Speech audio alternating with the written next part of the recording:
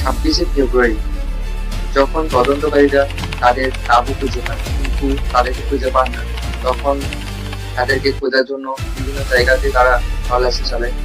তাঁবুর 1.5 কিলোমিটার দূরে পাওয়া যায় এক মৃতদেহ। সম্ভবত সেটা 3টে মৃতদেহ ছিল।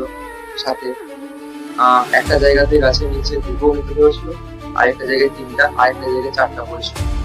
যেখানে 4টা মৃতদেহ পাওয়া গিয়েছিল, সেখানে তদন্তকারীরা বলছে আর কি তারা গিরিখাতে তুষারের ধসের কারণে হয়তো এই ঘটনাটা ঘটেছে।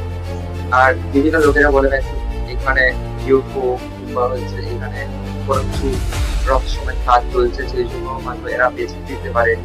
কিন্তু রিসার্চ অনুযায়ী এটা হচ্ছে তুষারের ধসের কারণে মেনলি হয়েছিল, যার কারণে তারা বাঁচতে পারেনি এবং তারা সময় পাননি যে তাদের ডকুমেন্ট গুলো করে তারা ছুটবে।